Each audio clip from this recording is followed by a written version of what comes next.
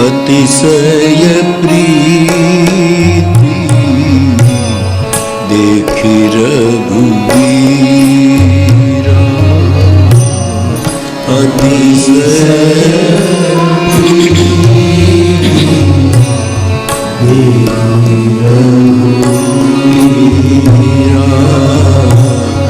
प्रगटे हरण भव वीरा,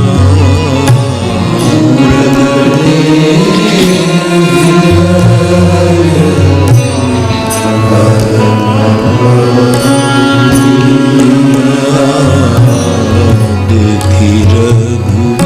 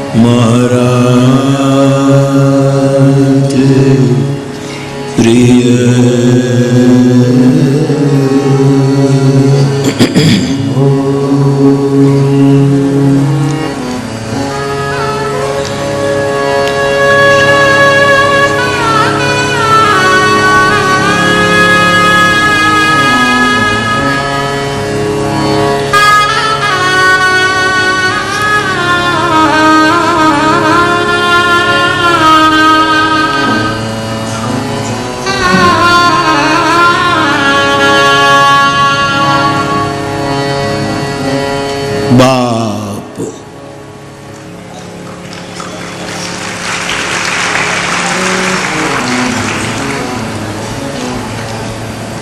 सौराष्ट्र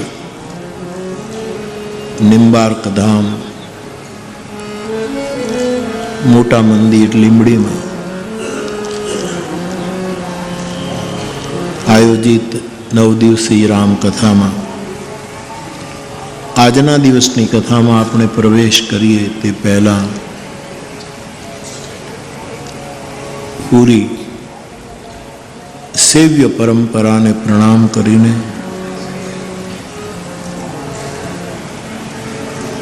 પૂજ્ય બાપુ એમના સદગુરુ મોટા બાપુની ચેતનાને પ્રણામ કરીને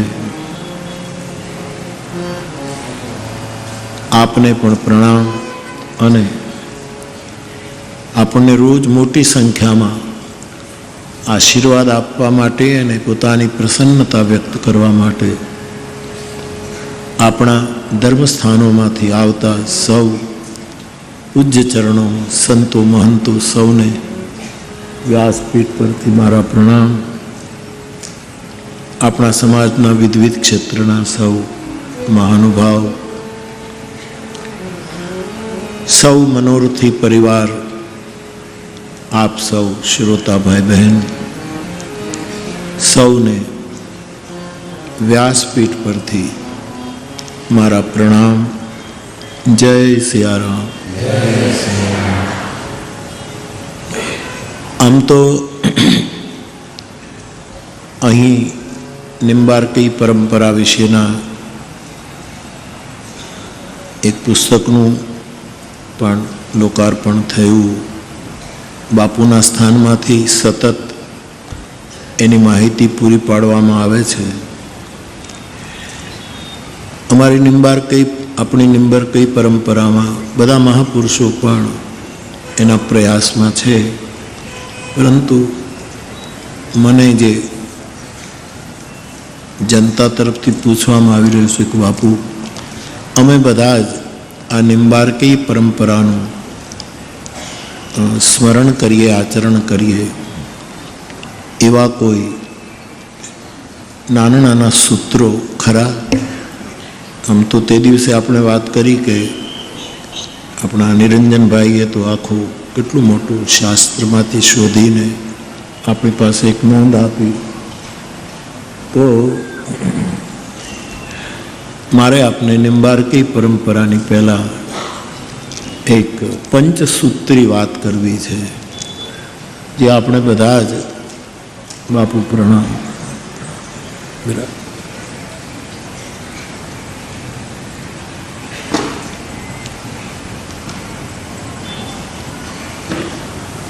અને એ સૂત્ર કેવલ એક નિંબાર્કી પરંપરા પૂરતી સીમિત નથી, એ બહુ વ્યાપક છે.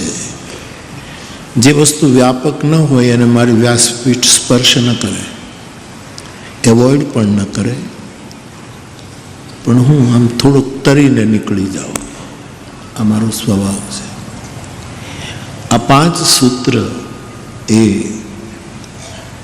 માનસ ચતુર્ભુજની કથા જ્યારે આપણે કહી રહ્યા છીએ, ત્યારે અહીંયા બેઠા છીએ બધા 170 દેશ આ વિજ્ઞાનના સદુપયોગ દ્વારા આ કથાનું સમય પરિવર્તન સાથે શ્રવણ કરતા હોય છે.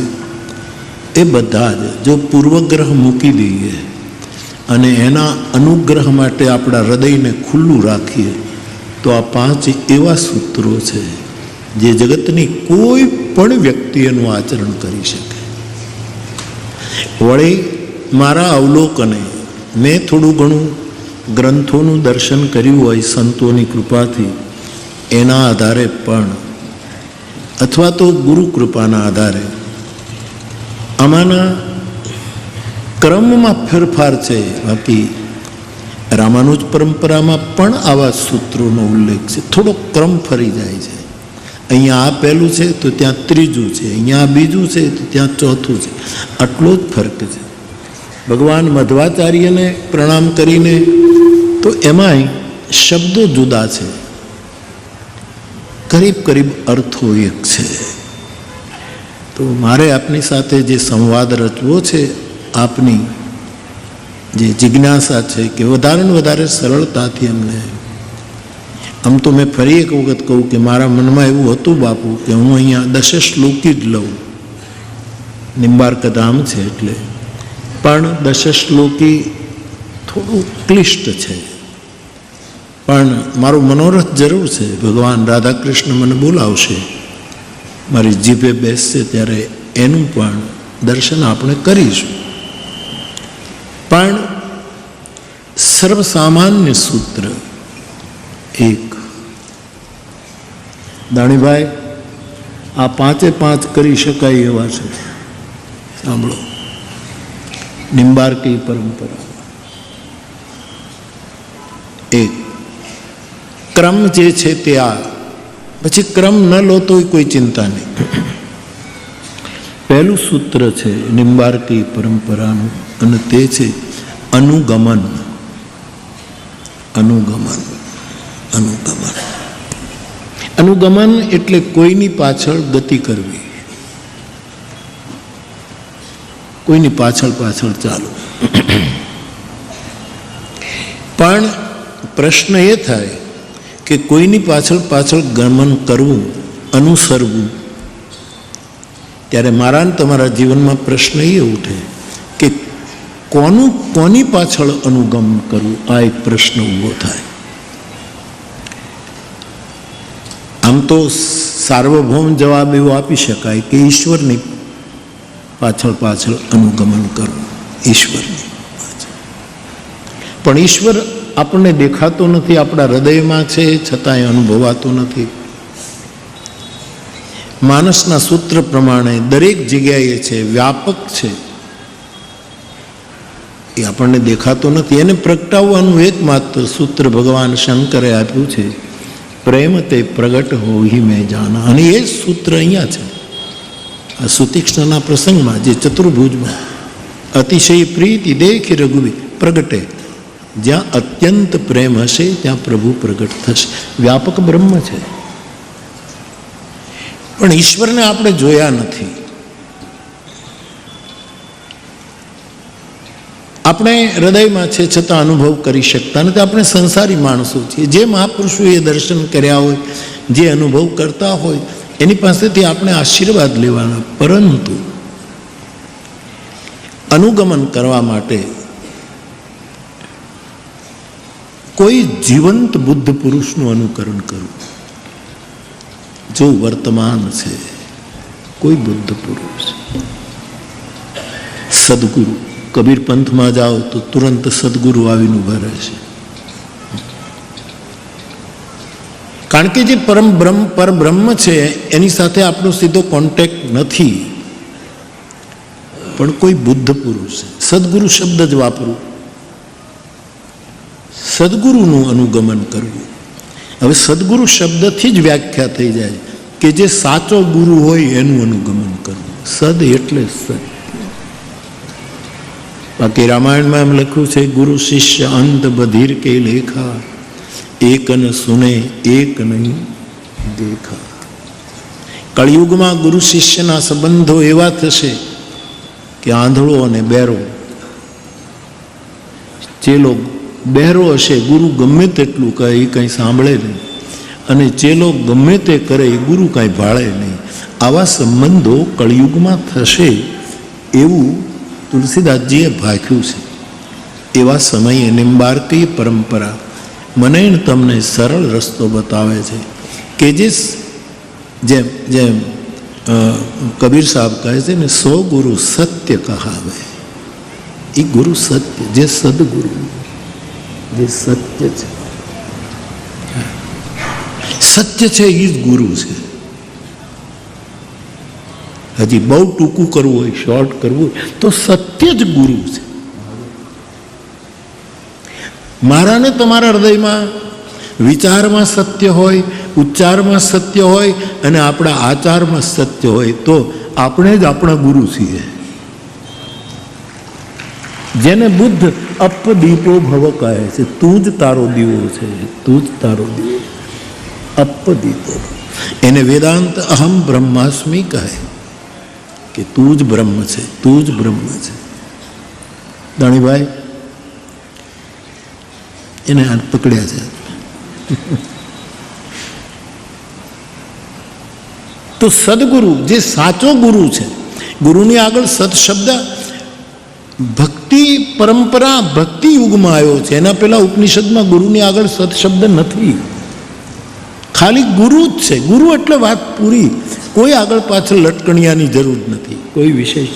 પણ ભક્તિ યુગમાં કબીર સાહેબ આવ્યા, તુલસી આવ્યા, આ બધા નાનક દેવપદ, આ જેટલા મહાપુરુષો આવ્યા, 15, 16, 17મી સદીમાં જે એક પૂર આવ્યું આપણા દેશમાં, એક ભક્તિ આંદોલન શરૂ થયું આપણા દેશમાં, એક ભાવની નદીમાં બે કાંઠે પૂર આવ્યું જેણે જગતને આપ્લાવિત કર્યું. એની સાથોસાથ ખોટા નેરડા પણ ભરાણા. બહુ વરસાદ થયો એ વખતે ગંગા જેવી નદીઓમાં તો પણ નાના નાના નેરડામાં પણ પાણી આવ્યું, ડોળું પાણી આવ્યું, અને એમાં ખોટા તત્વો પણ એમાં ભળતા ગયા. એવા સમયે મધ્યકાલીન સંતોને લાગ્યું કે ગુરુની આગળ હવે સદ શબ્દ લગાડવાની જરૂર છે, અને કબીર સાહેબે એ કામ કર્યું.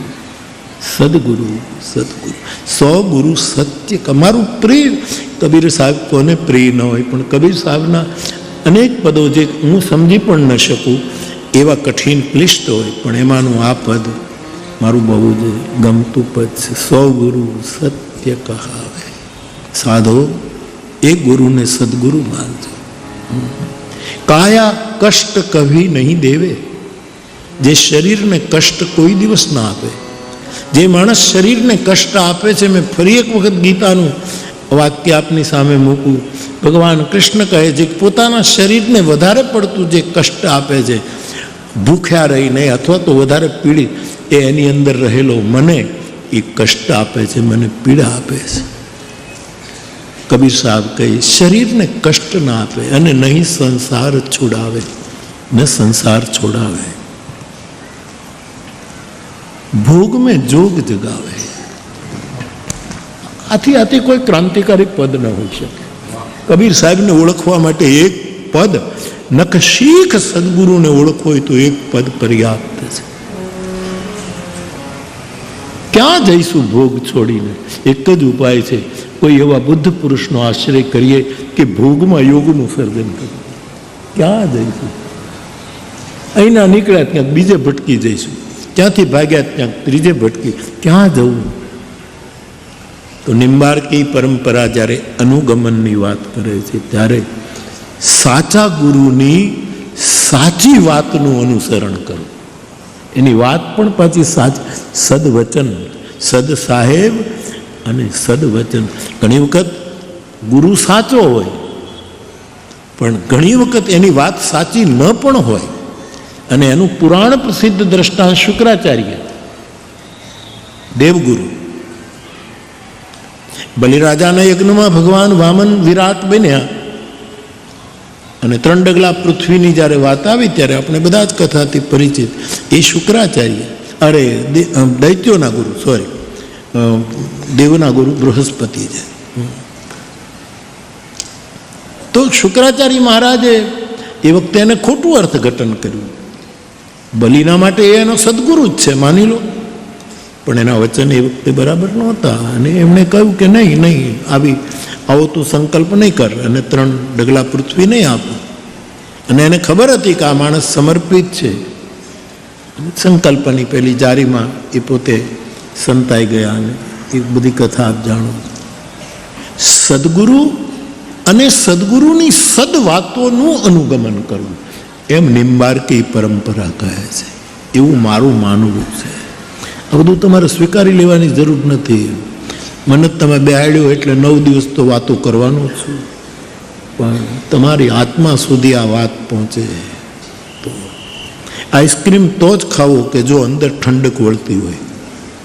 આઈસ્ક્રીમ ખાધા પછી અંદર એસિડિટી થતી હોય તો આઈસ્ક્રીમ, એમ કોઈ પણ વક્તાની વાત આપણા હૃદયને ઠંડક આપે તો સ્વીકારવી, નહીંતર ક્યાં આપણે ટિકિટ લઈને આવ્યા છે કે ભાઈ મંડપમાં જાઓ એના પહેલાં ટિકિટ લો, એવું તો કંઈ, એક જ માત્ર એવી સભા છે અને તે ભગવત કથા જ્યાં કોઈ પણ પ્રકારનો ચાર્જ હોતો નથી સાહેબ। દરેક વ્યક્તિ સન્માન સાથે આવે છે અને ભજન પણ કરે અને ભોજન પણ પ્રાપ્ત। મને કાલે મેં પૂછાયું તો મને કીધું 70,000 માણસો જમ્યા। 70,000 સવાર બપોર અને આ કોણ કરે? સાધુ જ કરે। તો સદગુરુની સદવાતોનું અનુગમન કરવું, એણે બરાબર કહ્યું હોય પણ આપણા માટે ફિટ ન થતું હોય, અથવા તો એને કયા સંદર્ભમાં કહ્યું આપણને ન સમજાતું હોય, એવા સમયે આટલી જ વસ્તુ હું જે સમજું છું તે સદગુરુના સદવાક્યો। ફરી એક વખત ગંગા સતીને હાથ કર્યો, સદગુરુના વચનોના તમે થાવ અધિકારી, એને ઝીલો। એને પેલા નક્ષત્રનું બિંદુ પડે માછલી જેમ પોતાના મોઢામાં લઈ રહીને 1.25 લાખનું મોતી પાકે। ગુરુનું એક વચન 1.25 લાખનું મોતી પાકે। તમે કહેશો કે ભાઈ કેવી રીતે પાકે? ગુરુના વચનથી અમારામાં 1.25 લાખનું મોતી ચોક્કસ પામશે, પણ તમે જે લક્ષ્ય આપીને કથા સાંભળતો એના કરતાં સવાયું લક્ષ્ય આપીને જેથી સાંભળશો તેથી 1.25 લાખનું મોતી પાકશે। આપણે જે એકાગ્રતાથી થાય એના કરતાં સવાયું, એવું લાભુદાદા અર્થ કરે। 1.25 લાખનો આ લાભદાદાનો અર્થ બીજા સંદર્ભમાં છે પણ અર્થ એનો છે। તો બાપ પહેલું સૂત્ર, દાણીભાઈ, પોતાના સદગુરુના સદવચનને પગલે પગલે ચાલુ। ભટકી જાશું મારા બાપ, આમ તો કેટલા કેટલા જન્મથી ભટકીને આવ્યા છીએ અને ક્યાંક આવા કળિયુગમાં, આ કળિયુગ જેવો કોઈ કાળ નથી સાહેબ। હજી તો ખાલી કળી જ છે। આ જ્યારે ખુલશે ને ત્યારે તો જય જયકાર થઈ જશે। આ તો હજી વિકસવાની તૈયારી કલી છે, હજી પૂરેપૂરું કુસુમ ક્યાં થયું છે? કલીમાંથી કુસુમની પ્રક્રિયા, કે કલીમાંથી જ પાછો સતયુગ આવે, એ કલીમાંથી કુસુમની એક પ્રોસેસ છે. મેં તો અયોધ્યાના રામ મંદિર વખતે આ પત્રકારો સતત પૂછતા હતા ત્યારે કહ્યું કે બાપુ તમને કેમ લાગે છે? મેં કીધું મને એમ જ લાગે છે કે કળિયુગમાં ત્રેતા યુગનો આરંભ થઈ રહ્યો છે, બીજું મને કાંઈ નથી લાગતું. મને એમ લાગે છે કે ત્રેતા આવ્યો છે સાહેબ, ત્રેતા આવી રહ્યો છે. કાળ તો એના ગણતરી પ્રમાણે જ આવશે ને જશે, પણ અનુભવાય છે. તો પહેલું સૂત્ર, આવો અવસર મળ્યો છે ત્યારે એવા કોઈ બુદ્ધ પુરુષના વચનોને આપણે અનુગમન કરીએ. કેટલી વિશાળ આને કોઈ તોડી ન શકે. અને મને બહુ કહેવાની ઈચ્છા થાય કે એવો સદગુરુ કોણ? શાસ્ત્રોમાં એમાં એક સૂત્ર મારે કહેવું કે નહીં મને જરા તકલીફ છે, પણ એવું કહ્યું કે એવો સદગુરુ બાપુ, એવો સદગુરુ કબીર બાપુ કે આપણી સામે જુએ અને આપણી આયુષ્ય વધવા માંડે, આવું સદગુરુ અમારે ભાર ઉપર કહ્યું. કોણ હશે એવું? આપણે એને જોયો ન હોય, પણ આપણે સામેથી બોલાવે અને આપણી આંખોમાં આપણો પ્રેમથી, આપણી નિષ્કામ આંખોથી નજર કરે, ત્યારે આપણે ત્યાં સિદ્ધ પુરુષોએ, સાધુઓએ એમ કહ્યું કે તેથી આપણી આયુષ્ય વધવા માંડે, આયુષ્ય વધવા માંડે. બીજું, આપણા ખભા ઉપર હાથ મૂકે, માથા ઉપર હાથ મૂકે, અથવા તો પ્રેમથી આપણો હાથ પકડી કેમ બાપા એમ કહે, ત્યારે આપણા જેને પામ્યા છે, જે લોકોએ જેને બુદ્ધત્વનો અનુભવ કર્યો, એવા મહાપુરુષોનું આ કથન છે કે હાથ પકડીને જો આપણને એ વાત કરે, તેથી સમજવાનું કે આપણા તો નહીં, ઘરની અંદરના રોગ વયા જાય. જે ઘરમાં આપણા રહેતા હોય એમાંથી બાપુ રોગ ઓછા થવા માંડે. પછી આપણે એને પાછા નિમંત્રિત કરીએ, એક વાત જુદી છે, રોગનો નાશ થાય. અને ત્રીજી વાત એવી લખી છે કે જો નજીક બેસાડે, કાં તો હાથ પકડે, કાં તો જુએ, અને કાં તો નજીક બેસાડે. જો નજીક બેસાડે અને જો એ તમારી સાથે પ્રેમથી વાત કરે, તે દિવસે મારા ને તમારા જે જીવનના દીપકો, દીવાઓ બુજાઈ જવાની તૈયારી હોય, એમાં દિવેલ પુરાઈ જાય છે. આ ત્રણ વસ્તુ સિદ્ધ પુરુષ, બુદ્ધ પુરુષોના જીવનમાં આ હકીકત છે. આવો કોઈ મહાપુરુષ મળે અને એના વચનનું અનુગમન કરવું, એમ નિંબાર્કી પરંપરા કહે છે. આટલું સરળ, કોઈ ના જ ન પાડી શકે એવું સૂત્ર. હવે બીજું સૂત્ર, ઇજ્યા. આ શાસ્ત્રી શબ્દો છે. ઇજ્યા, નિંબાર્કી પરંપરા. ઇજ્યા એટલે પૂજા પાઠ, સાધના, યજન, પૂજન આદિ આદિ. ઇજ્યા. માનો કે શાલિગ્રામ ભગવાન છે, રાધા કૃષ્ણ ભગવાન છે, સર્વેશ્વર ભગવાન છે, હંસ ભગવાન છે, સનકાદી છે, નારદજી છે, નિંબાર્ક. આ મૂંગી ગામ પેઠણનું મૂંગી, નિંબાર્ક ભગવાનનું જન્મસ્થાન પેઠણ, મહારાષ્ટ્રમાં મૂંગી ગામ. હું ગયો છું ત્યાં મૂંગી ગામ. એક પ્રસંગમાં અમારે નિંબાર્ક મહારાષ્ટ્રી, જ્યારે મોટા બાપુ મહારાષ્ટ્રી હતા જગતગુરુ, ત્યારે ત્યાં ગયો છું મૂંગી ગામ. પેલા મહાત્મા સૂર્યાસ્ત પછી જમતા નહોતા, અને એ વ્રત હતું સાધુને જમાડીને જ જમવાનું. અને નયનાનંદ કે એવું કંઈક નામ છે એ. અને ત્યાં મહાત્મા તો સૂરજ આથમી ગયો એટલે હવે જમે નહીં, અને આમને વ્રત કે સાધુને જમાડ્યા વગર નહીં, હવે કરવું શું? અને પોતાના સત દ્વારા એના આંગણામાં લીમડાનું ઝાડ હતું, એ લીમડામાં અર્ક ઉદિત કર્યો છે.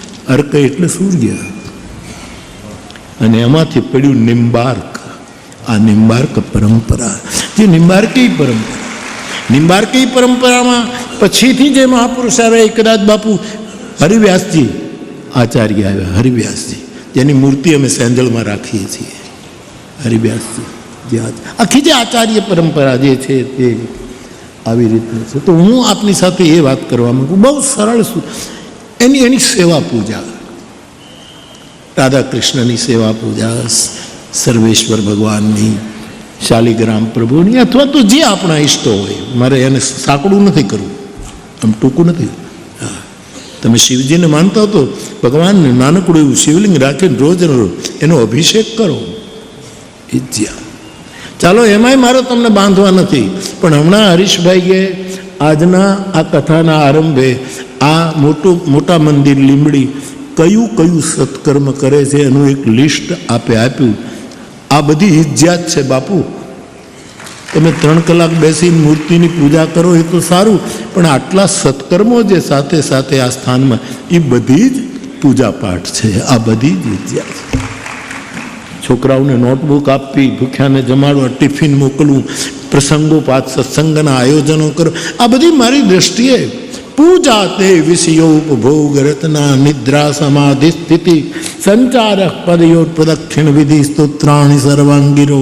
શંકરાચાર્ય ભગવાન એમ કહે છે, આ જગતના સદવ્યવહારો, બીજાને ઉપયોગ થવા માટે લીધેલા આપણે ઉઠાવેલા કદમો, એ બધી પૂજા છે. એ જ પણ પહેલી પૂજા કરવી જોઈએ ઠાકોરજીની, એની ઇજ્જા કહે છે. પણ ત્રીજું સૂત્ર આવ્યું ઉપાદાન. એની સામગ્રી કઈ? પૂજા તો કરવી છે, પણ ઉપાદાન.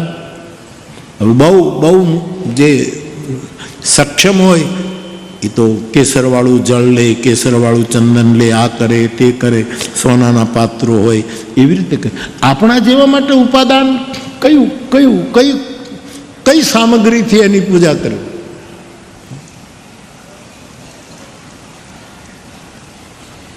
આપણે જમવા બેઠા હોય ને કોઈ અતિથિ અભ્યાગત આવીને ભિક્ષાનદેહી કરે, ત્યારે આપણે જમવા બેઠા હોય અને તુરંત આપણું જમવાનું બંધ કરી અને ઘરમાં જે રોટલો રોટલી હોય એ સાધુના પાત્રમાં આપણે ભિક્ષા આપીએ. એ આપણું ઉપાદાન, એ આપણી ક્ષમતા. આપણે ષોડોપચાર પૂજન ન કરી શકીએ, અને એવું વિધાન હું તમને કહેવા પણ ન જાઉં, કારણ કે આપણે ગામડાના માણસો છીએ, આપણને આવડતું નથી, આપણી પાસે એવો સમય પણ નથી, અને એનો વિધિ પણ આપણને ખબર નથી.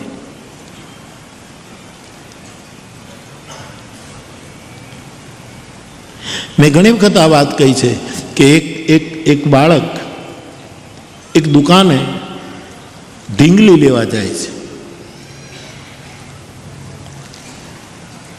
બાળકની પાસે એક નાનું કોઈ પર્સ છે, એને એક ઢીંગલી લેવી છે, પસંદ, ઢીંગલીની દુકાન છે, પસંદ છે. 5-6 વર્ષનું બાળક છે.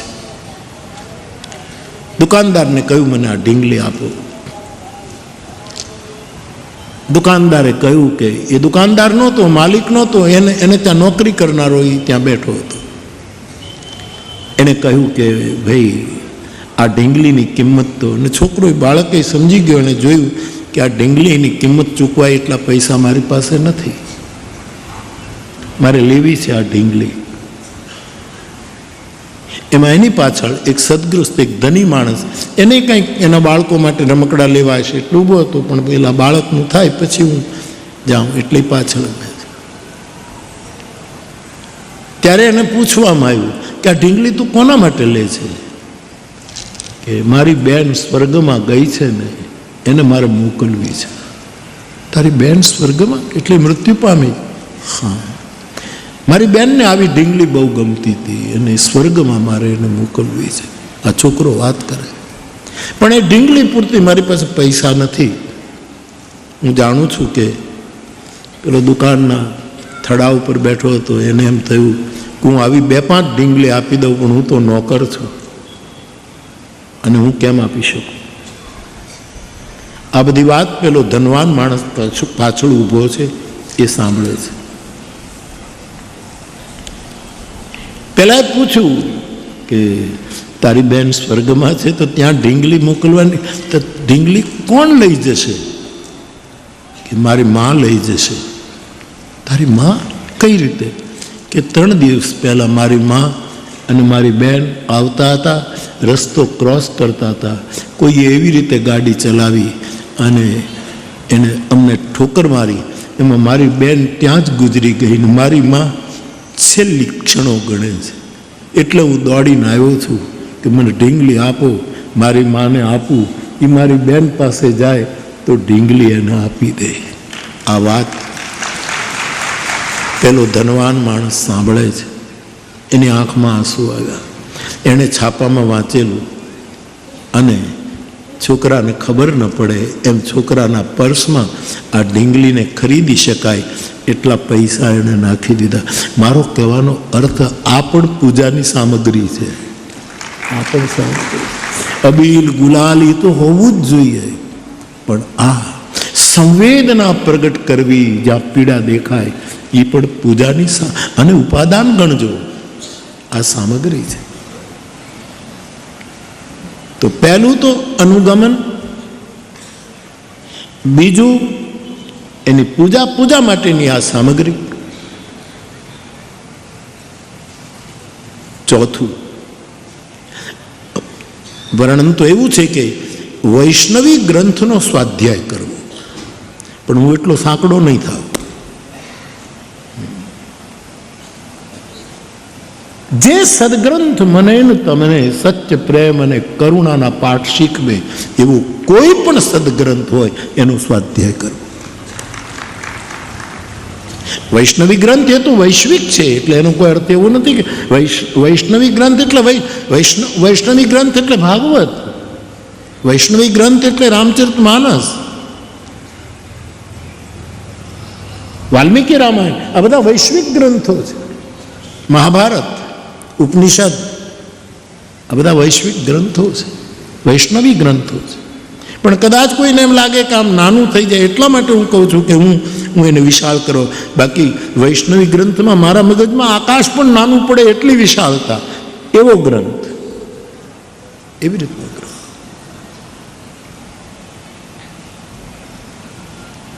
આ રામચરિતમાનસ લખાયું ધરતી ઉપર, સંપાદન થયું અયોધ્યામાં, પ્રકાશિત થયું, પણ આ છે વૈશ્વિક ગ્રંથ.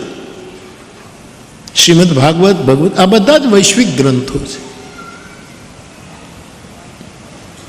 નિંબાર્કી પરંપરા કહે ગુરુએ બતાવેલા કોઈ વૈષ્ણવી ગ્રંથનો સ્વાધ્યાય કરવો. રોજ રામચરિતમાનસનો 1-2 દોહાનો પાઠ કરવો, ભગવદ્ ગીતાનો એકાદ શ્લોક, ભાગવતજીનો થોડાક શ્લોકો, વાલ્મીકી રામાયણનું પારાયણ, ઉપનિષદનું, જે જે જે થાય તે. હું તો ત્યાં સુધી કહીશ કે કબીર સાહેબનું એક પદ ગાઈ લો તોય તમારો ગ્રંથનું પારાયણ ગણાશે. અથવા તો સાર્વભૌમ જે બધાને સ્વીકારવું પડે, ત્યાગ ન ટકે વૈરાગ વિના, આ પદ તમે લઈ લો. મારી દ્રષ્ટિએ એ સ્વાધ્યાય છે, સ્વાધ્યાય છે, વૈષ્ણવી ગ્રંથ. રામાયણ, ભાગવત કે કોઈ પણ સદગ્રંથ નો સ્વાધ્યાય, રોજ થોડું એનું દર્શન કરવું, એનો સ્વાધ્યાય કરવો.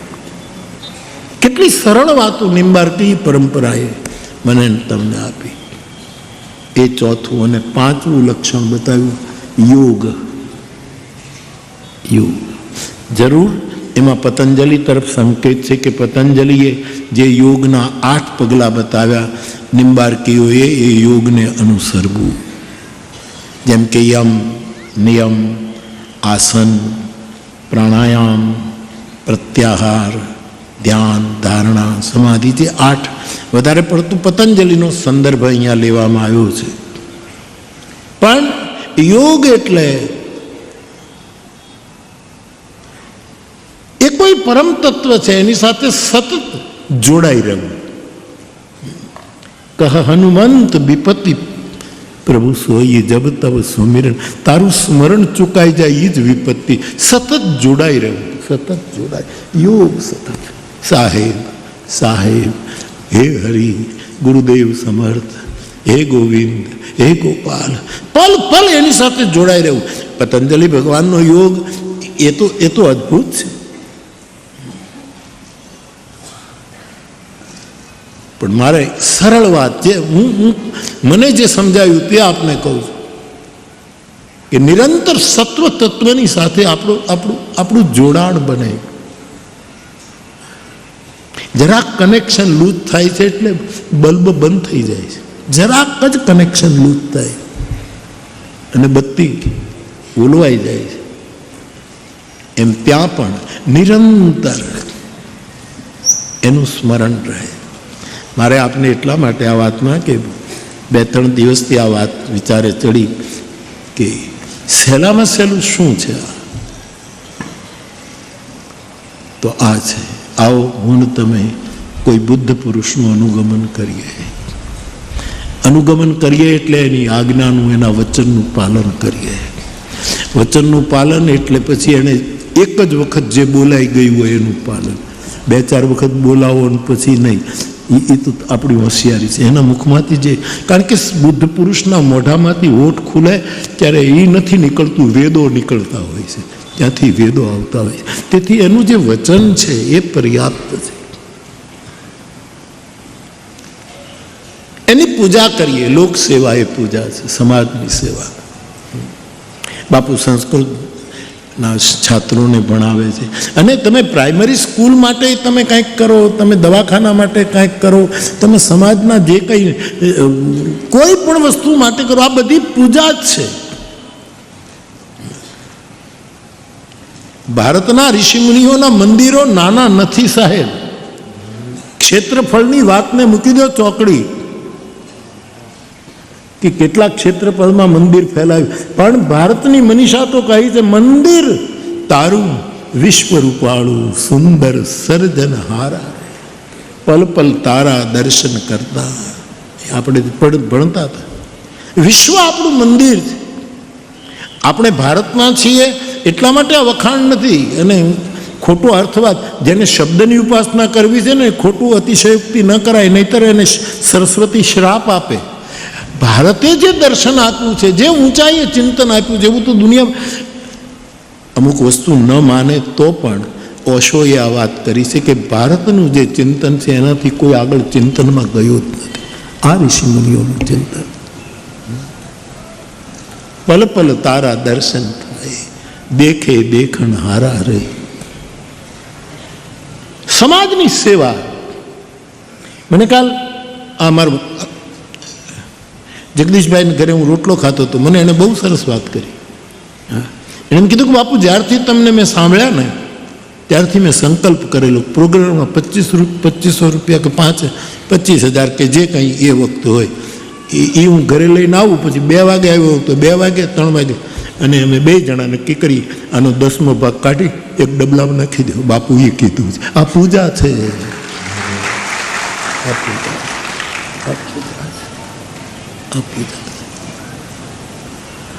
અને પછી તો ભગવાનની કૃપા થઈ એટલે એની નોંધ પણ લેવાની.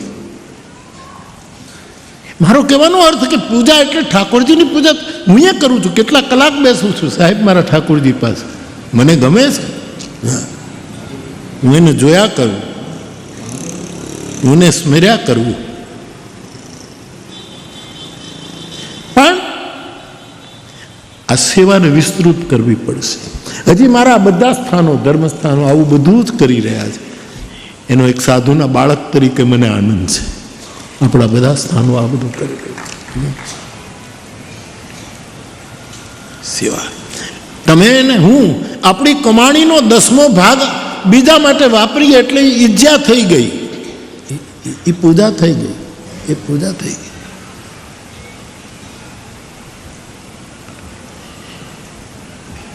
અને આવું બધું લોકો કરે છે, કરી રહ્યા છે.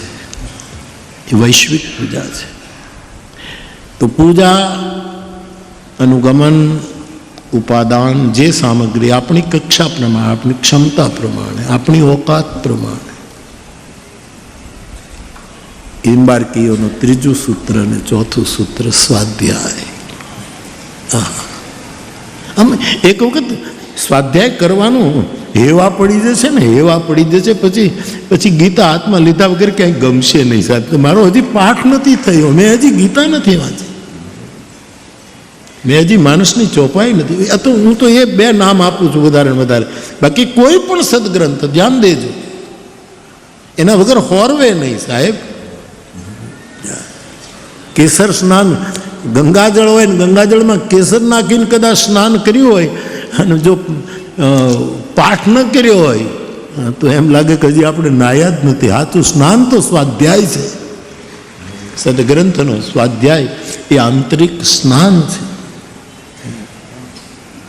તમારી જોડીમાં રામાયણ અને ગીતા રાખજો. બધા રાખે જ છે, પણ ન રાખતા હો તોય રાખજો, અથવા તો તમારો જે ગ્રંથ હોય એને રાખજો. એ આપણું આધાર કાર્ડ છે.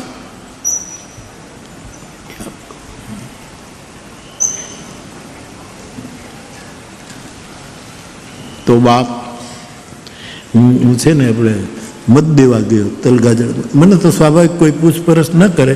આ ગઈ ચૂંટણીમાં મતદાન કરવા ગયો તો પેલા ભારતીય ઓફિસર આવ્યો, એ તો ઓળખે ને, પોલીસ હતા, એ તો બાપુ આવી જાઓ આગળ. મેં કીધું હું લાઈનમાં ઊભો છું અને હજી મારે પછી બીજી કથામાં જ જવાનું તે બધું કરીને.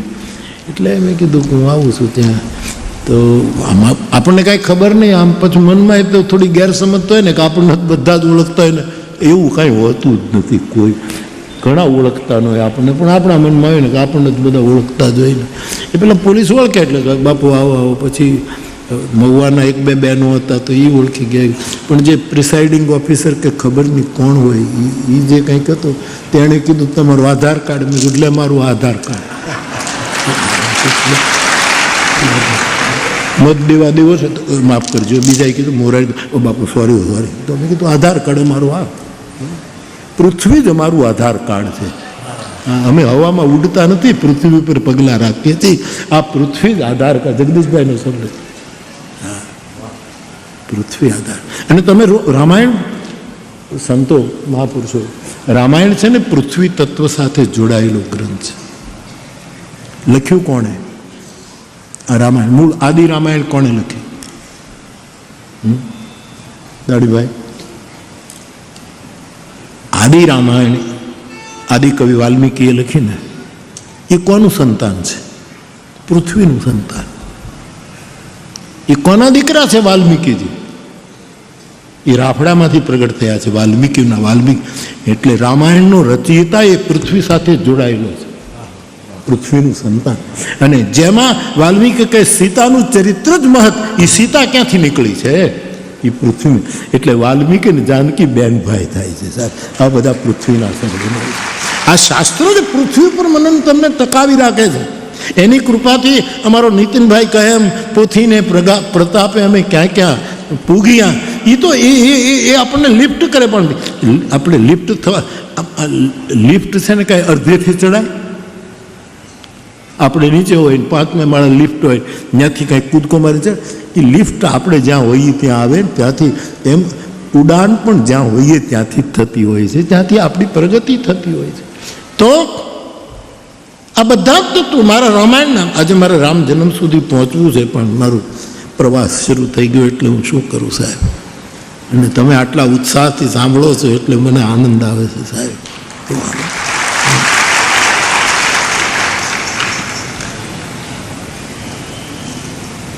વાલ્મીકી પૃથ્વી સાથે જોડાયેલું તત્વ, કારણ કે રાફડામાંથી નીકળ્યા છે. જાનકીજી પૃથ્વીની પુત્રી છે, ભૂમિજા છે, ધરણી સુતા છે. તુલસીદાસજીએ સીતા માટે જે શબ્દો, ધરણી સુતા ધીરજ ધર, એ પૃથ્વીની કન્યા.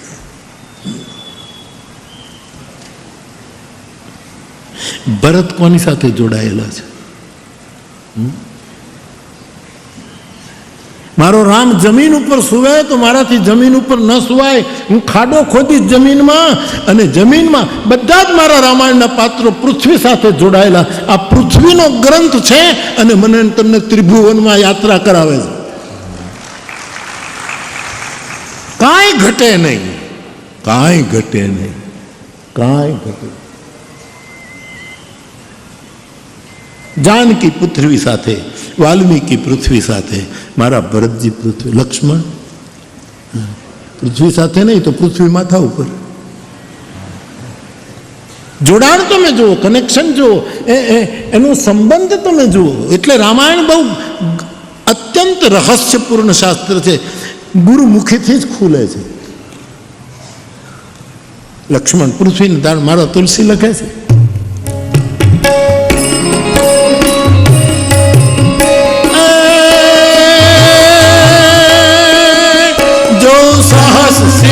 महिष महिधर लखन सचराचर धरि सुरकाज धरि नर राज तन चले धरन धर निशिकर सुन से तु पालक राम तुम जगदीश माया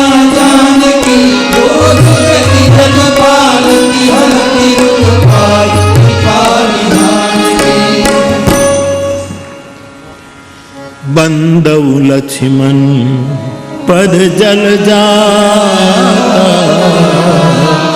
શીતલ સુભગ ભગત સુખ રઘુપતિ કીર બિમલ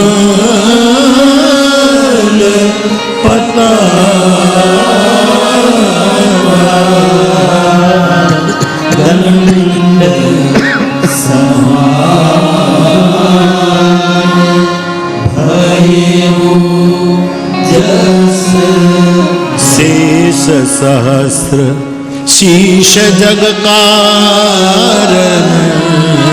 સો અવતરે ભૂમિ બધા પૃથ્વી સાથે જોડાયેલા પાત્રો છે. સીતા, લક્ષ્મણ, ભરત, વાલ્મીકી, હનુમાનજી. પર્વત લઈ દ્રોણાચલ ગીરી લઈને હનુમાનજી આવ્યો. એ પર્વત શેનો ભાગ છે? ભૂભાગ છે, પૃથ્વીનો એક ભાગ છે. અને એ પર્વતમાંથી નીકળેલી પૃથ્વીની ઔષધિએ લક્ષ્મણજીને મૂર્છાથી મુક્ત કર્યા. તો હનુમંત તત્વ. અને આજે પણ પૃથ્વી ઉપર જ હનુમાનજી છે ને. મર્ત્યલોક એટલે પૃથ્વીલોક. બધા ગયા સ્વધામ, પણ હનુમાનજી તો છે જ. અત્યારે લીમડીમાં હશે. આ તો મારો ભરોસો કે હું કાંઈ જોઈ નથી શકતો, મને કાંઈ દેખાતું નથી કે આ હનુમાનજી બેઠા. પણ આ જે બધું સુખરૂપ બધા દિવસો જાય છે એનો અર્થ જેમ છે કોક બેઠો છે. હનુમાનજી સામે ત્યાં આવીને મને જય સિયારામ કરે તો હું ગભરાઈ જઈ. આપણે જો અહીંયા આવે લે લે મોરારી બાપુ લે, હું છું તો આપણે અમારે તને જોવો નથી, તું અમારા આરંભેલા પૂરા કરી દે મારા બાપ, અમારે જોવો નથી. શ્રી હનુમંત ધરતી તત્વ સાથે જોડાયેલું તત્વ છે.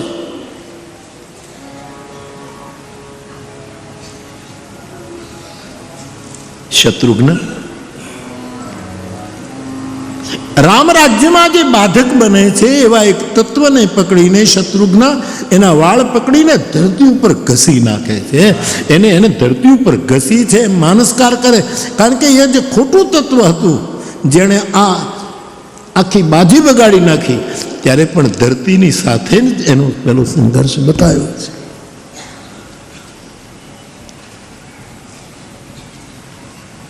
આપણે સાંભળીએ છીએ એ બધા ધરતીના જ તત્વ. અમે રોજ વેદનો મંત્ર બોલાય છે, માતા ધરતી છે, પિતા અમારો દ્યો હે. આપણે બધા ધરતી ઉપર બેસીને કથા સાંભળીએ. વક્તા પણ ધરતીના જ માણસો છે. આ બધું ધરતીની સાથે જ જોડાયેલું છે. અને આ બધા અને ભગવાન રામ એ તો પરમ તત્વ છે, વ્યાપક છે. પણ અવતારો ક્યાં થયા? સ્વર્ગમાં અવતારો થયા કે ભાઈ સ્વર્ગમાં અવતાર થયો, અહીંયા અવતાર? બધા જ અવતારો પૃથ્વી ઉપર જ થયા છે. જેટલા 24 અવતાર. ઘણા લોકો એમ કહે છે કે 10 અવતારની મૂળ વાત છે. એમાં હંસ ભગવાન 24 અવતારમાં આવે છે, દશાવતારમાં નહીં. મૂળ જે 24 અવતાર છે એમાં હંસ ભગવાન 24 અવતારમાંનો એક અવતાર છે. બધા અવતારો ધરતી ઉપર જ આવ્યા છે. મારો નાઝીર દેખૈયા તો કઈ ગગનવાસી, ધરા પર બે ઘડી શ્વાસા ભરી તો જો. અને જીવન દાતા જીવન શું છે એનો તું જરા અનુભવ કરી તો જો.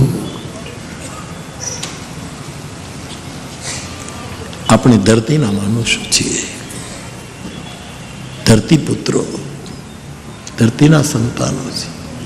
તો મારો તમને કહેવાનો અર્થ એ છે બાપ કે આ ધરતી ઉપર રહેલાની સેવા, આપણા હાથમાં જે કંઈ આપણી ક્ષમતા પ્રમાણે આપણે એની સેવા કરીએ, એ આપણું ઉપાદાન છે, એ આપણી પૂજા છે.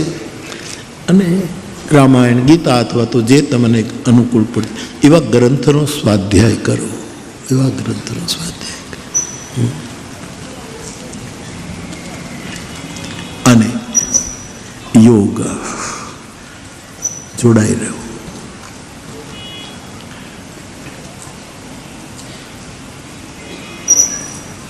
જેને લીધે આપણા જીવનમાં અજવાળા થયા હોય એની સાથે જોડાઈ જવું, એની સાથે એને સ્મૃતિમાં રાખવા, એને પોતાના સ્મરણ. એટલે આપણે ત્યાં નથી કહેતા કે આપણા ભજનો નથી કે શરણોમાં લેજો, અમે ક્યાંક બહાર હોઈએ ગમે, પણ હે મારા બાપ અમને શરણું માં લેજો, અમને શરણું અવસર વેળાએ આડા રહેજો, અમારે કાંઈ એવા અવસર આવે ત્યારે તમે આવીને ઊભા રહેજો. મરણ તિથિનો બાવાજી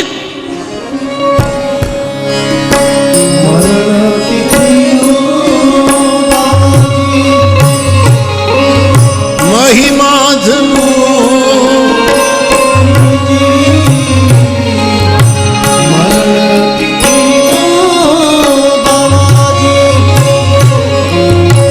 મહિમા છે મોટો ગુરુજી, અવસર વેળાએ આડા દેજો, અવસર વેળાએ આડા દેજો,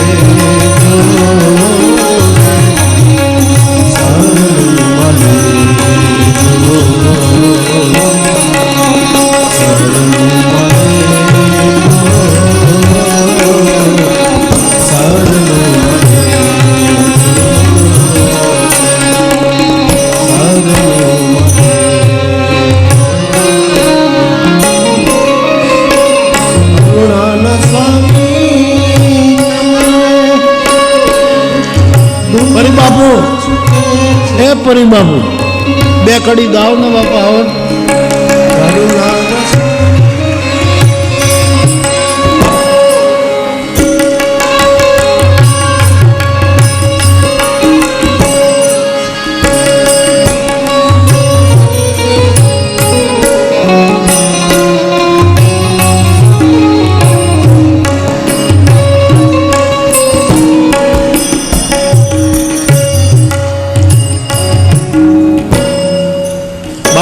આ પદની બે ત્રણ કડીઓ ગાય. આ રાતે અહીંયા સંતવાણી ચાલે છે, પણ હું નથી આવી શકતો, મારે કંઈક ને કંઈક જવાનું હોય આમ તેમ હોય, એટલે હું એ લાભ લઈ લઉં ને બાપુનો. બાપુ ગાય એમાં બધા સંતવાણી ગાયકો આવી ગયા હોય એમ માની લેજો. પછી કોઈને એમ ન થાય કે અમને કેમ ન બોલાવે, આમાં બધા આવી ગયા સાહેબ, ઓલ ઇન વન.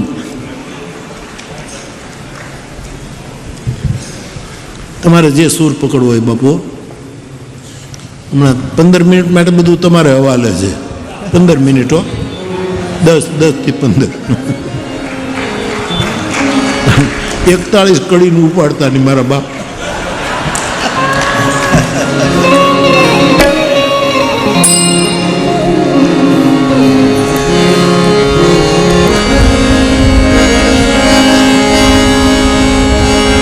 મરણ તિથિનો મહિમા છે મોટો ગુરુજી,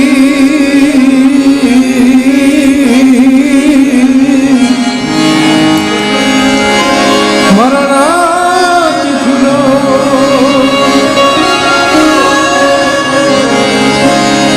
મહિમા છે મોટો મોટો, અવસર વેળાએ આગળ રહેજો,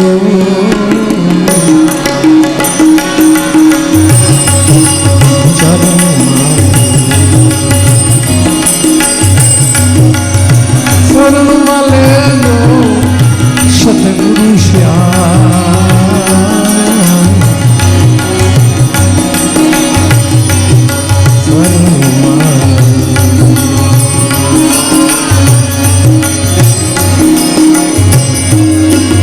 સમજણના સ્રોતેથી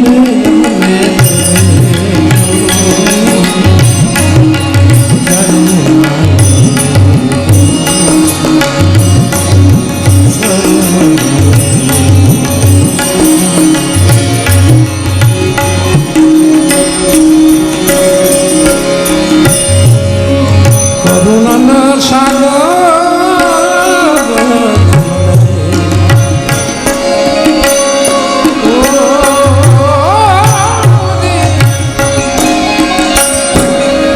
આખી દુનિયા કે છે કરુણાના સાગર,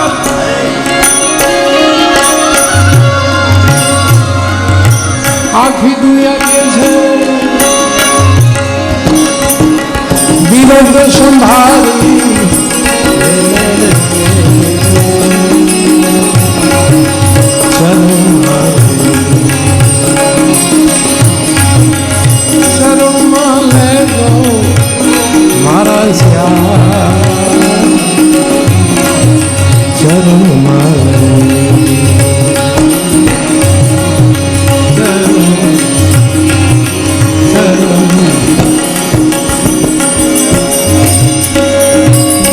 સવો કે છે સ્વામી સાધુ અમારામાં સર્વે ખામી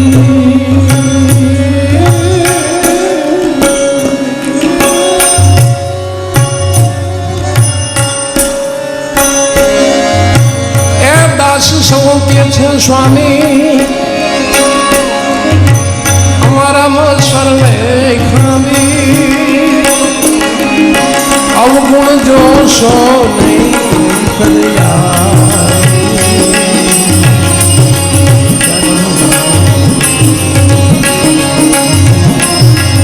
શરણમાં લેજો સદગુરુ શ્યામ ચરણમાં લેજો ચરણમાં લેજો ચરણમાં બાપુ પ્રણામ પ્રણામ.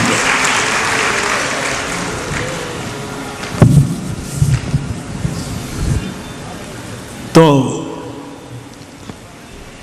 સ્વાધ્યાય અને એમની સાથેનું જોડાણ એટલે યોગ.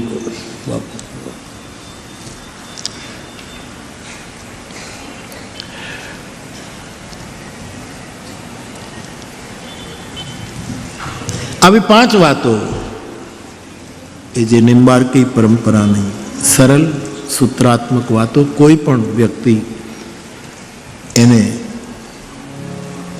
પૂર્વગ્રહ ન હોય તો સ્વીકારી શકે એવા સૂત્રો છે.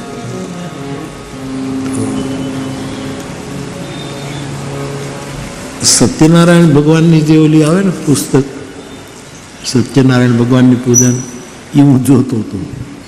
સત્યનારાયણની બ્રાહ્મણ દેવતાઓ એમાં એક શ્લોક આવ્યો સત્યનારાયણની કથા. તત્ર નારાયણમ દેવમ શુક્લવર્ણમ ચતુર્ભુજમ શંખચક્ર ગદા પદ્મ વનમાલા વિભૂષિતા. ઇતિ શ્રીમદ રેવાખંડે સ્કંદ પુરાણે રેવાખંડે સત્યનારાયણ કથાયામ ફલાણા ફલાણા અધ્યાય છે પણ એમાં શ્લોક આવ્યો એટલે મેં લખી લીધો. સત્યનારાયણને ચતુર્ભુજ કીધા. અહીંયા સત્યનારાયણ કેવા છે? ચતુર્ભુજ છે.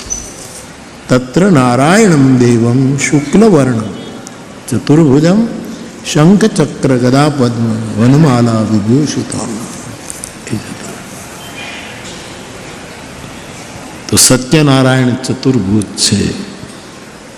આપણો વિષય માનસ ચતુર્ભુજ છે. હવે સત્યની 4 ભુજાઓ કઈ? સત્યનારાયણ છે, સત્ય ગુરુ છે, સત્યનારાયણ છે. આ સત્યનારાયણની ચતુર્ભુજા કઈ એ વિશે થોડુંક કહી અને પછી કથાનો ક્રમ લઉં જેથી કરીને આજે રામ જન્મની કથાને હું ગાઈ શકું. આજ તો નક્કી જ કર્યું છે રામ, પણ પછી કાંઈ કહેવાય નહીં યાર. પછી ક્યાં આપણે નીકળીએ કાંઈ ખબર નહીં, પણ નહીં લગભગ તો વાંધો નહીં આવે. તો બાપ